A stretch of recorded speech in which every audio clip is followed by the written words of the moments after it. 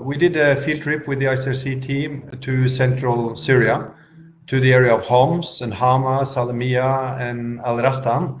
It's an area which has been definitely affected by the fighting and still is. We saw very, very different levels of destruction. We went to the opposition-held area, the city of Rastan, which was basically almost totally destroyed, where people live among the ruins, and it's almost amazing that people can survive there.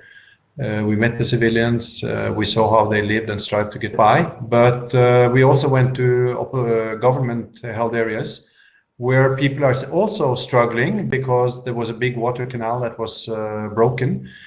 But you could see that everybody was affected by the violence, but certainly it was not the same destruction all over. You saw beautiful fields and you saw terrible destruction within 1 hour's move. The thing that struck me most was the destruction in the city of Al-Rastan, talking to doctors who had almost nothing and working desperately to serve the needs of that population. And then there were the people at the water points in Salamiya, who every day have to go to the water point outside the house to get just a limited amount of drinking water available that we had arranged for.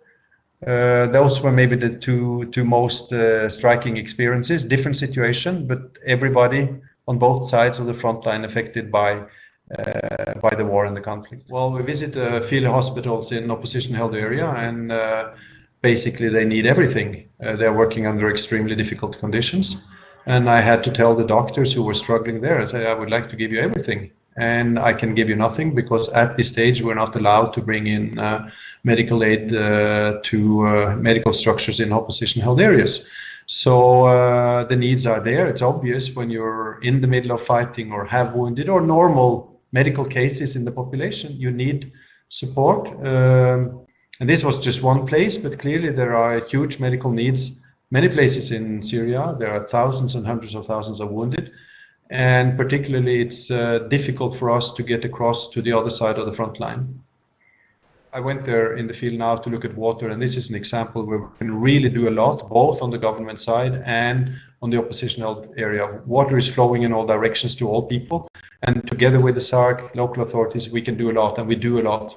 So this is working very well. But of course, we're pleading with all parties to have access. Let us go to all the places which are affected by the fighting, whether it's a destroyed city or a relatively well-functioning village. People are affected everywhere. We will assess and we will try to meet the needs according to the needs on an impartial basis. So we're just pleading for this humanitarian space in between the fight to which we are not a part. ICRC today, together with SARC, has considerable access in Syria, and we can do a lot, and we do a lot for millions of people. But then there are areas we cannot access because the fighting and the conflict is very intense, and we're not given permission to access.